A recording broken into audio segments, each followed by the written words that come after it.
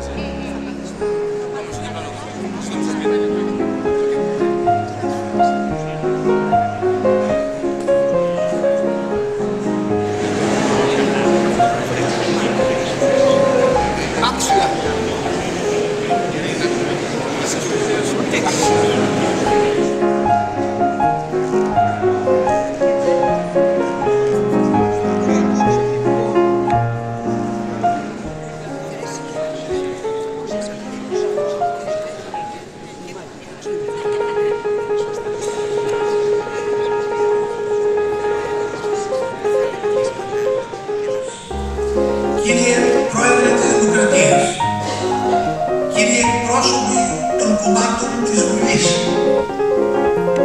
κύριε Πρόεδρε Πρωθυπουργέ, κύριε Πρόεδρε του Συμβουλίου Επικρατείας, κυρίες και κύριοι ακαδημαϊκοί, κυρίες και κύριοι, βαστούν δόξα στο χέρι, αν δεν είναι επιτύπιοι στο φύλλο. Δεν πρέπει να την ελευθερία με τον Αλέξανδρο υψηλά στην πλαγία και τη θυσία στο τραγατσάκι των έμφωσεων.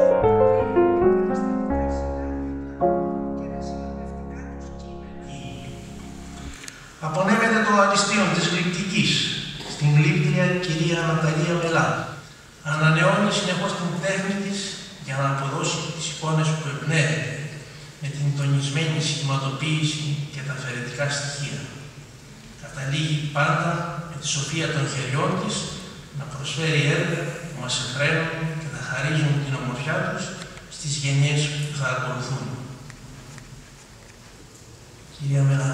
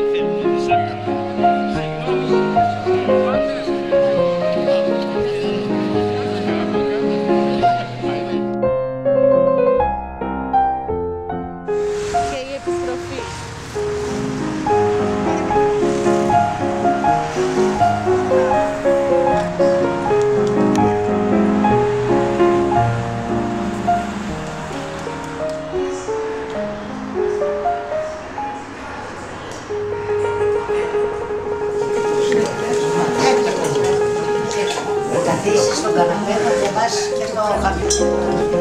Είναι μακρύ. τη δημοσία.